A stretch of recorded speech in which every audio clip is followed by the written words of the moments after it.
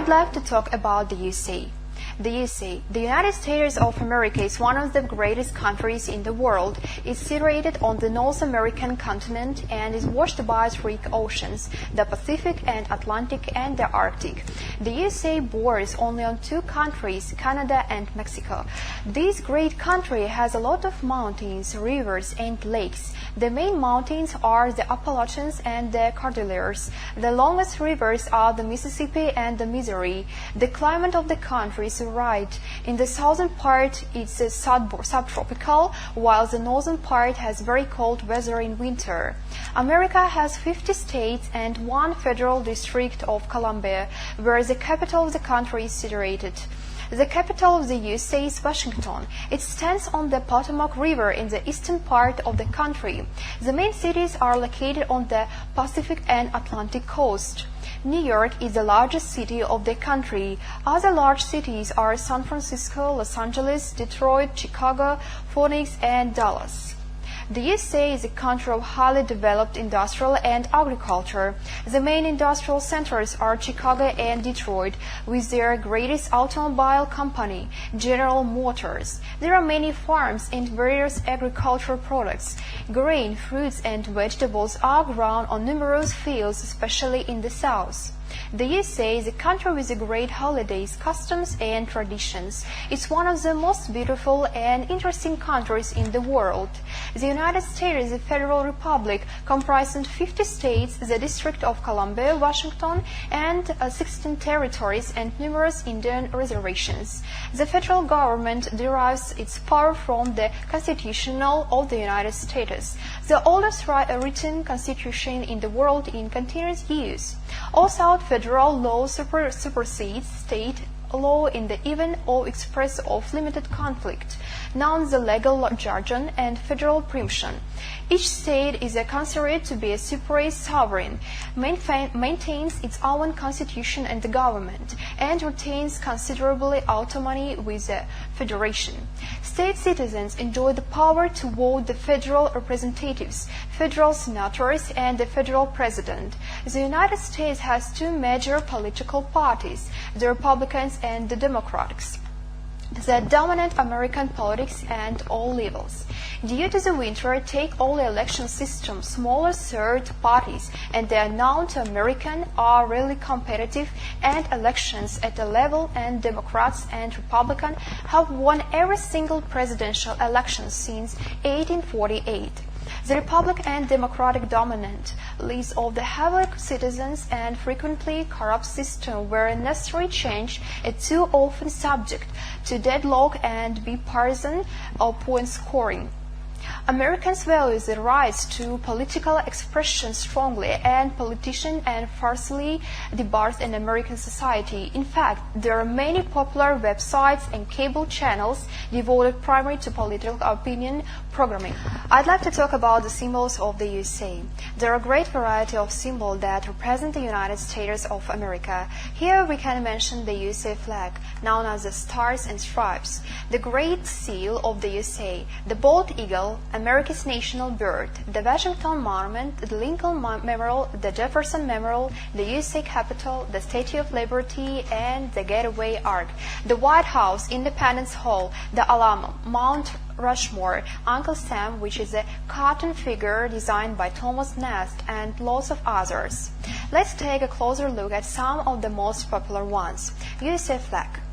The USA flag, which has 13 horizontal stripes and 7 red and 6 white, which stands for the original 13 states, represents the growth of the nation. 50 white stars in the top left-hand corner stand for America's 50 states.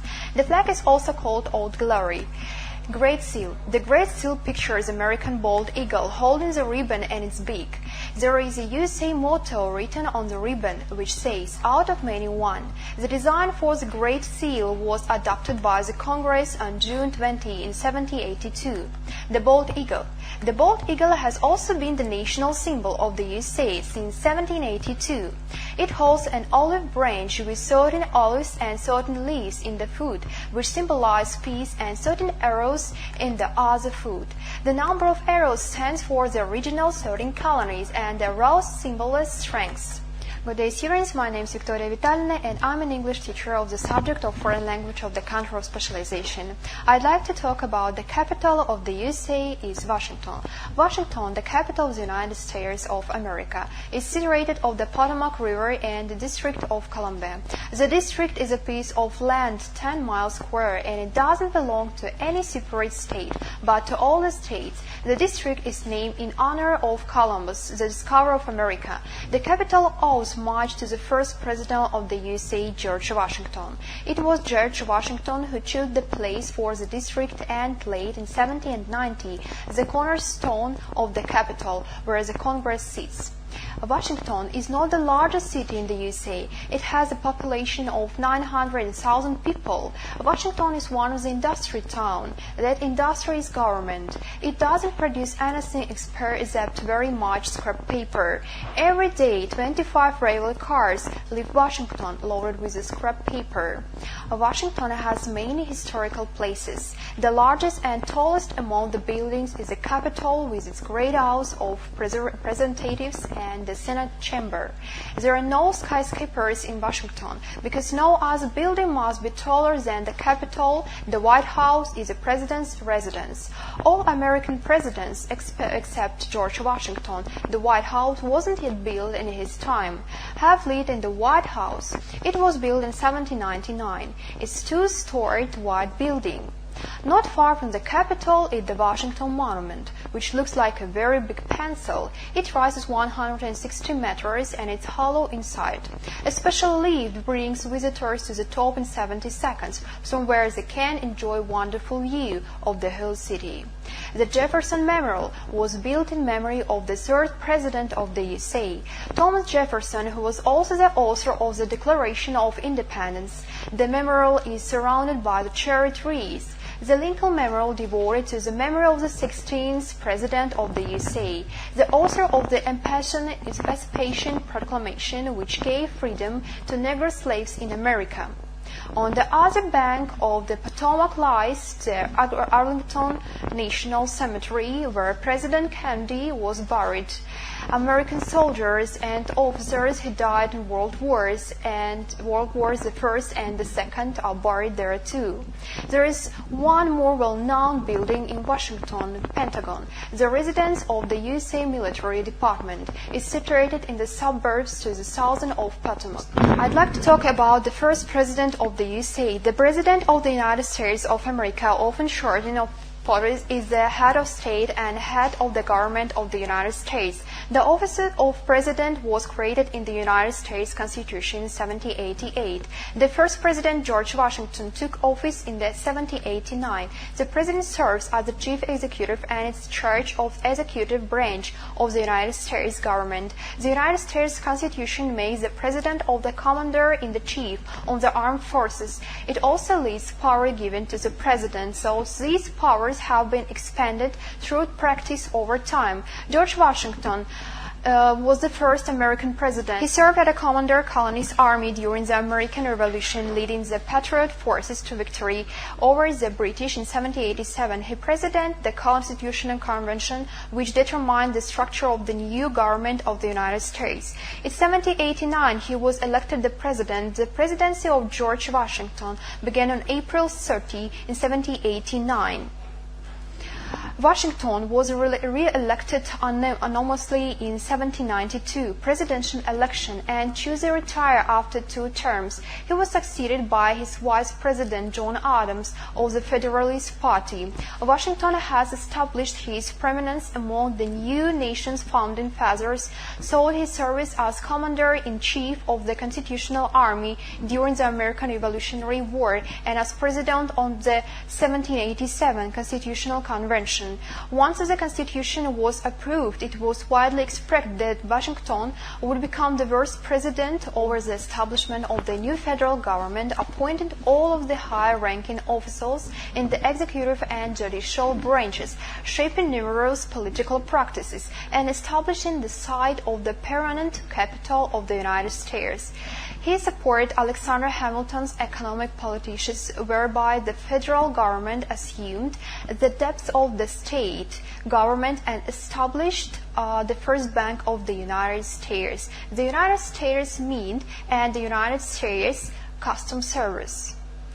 Congress passed the tariff of 1798, the tariff of 1790, and exercised the tax of whiskey to fund the government and, in the case of the tariffs, address the trade imbalance with Britain. Washington personally led federal soldiers in suppressing the Whiskey Rebellion, which aroused the opposition to the administration's taxation policies.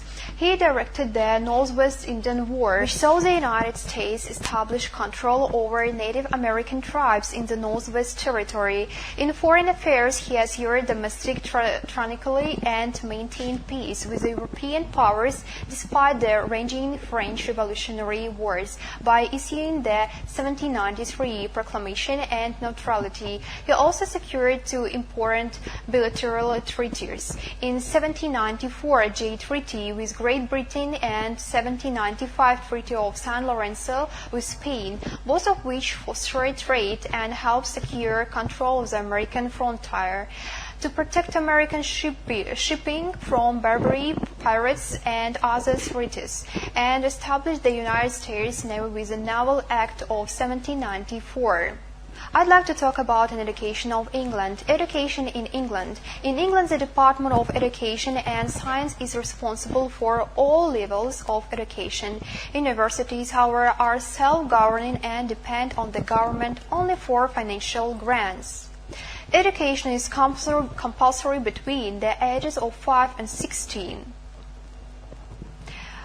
About one-third of primary and secondary schools in England are administered by Anglican and Roman Catholic voluntary organizations. More than 19% of the secondary schools population, children aged 11 through 18, attend state-funded comprehensive schools,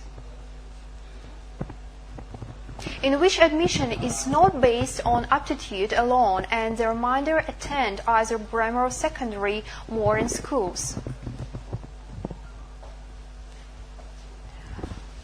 Tertiary colleges offer a full range of vocational and academic courses to students aged 16 and older.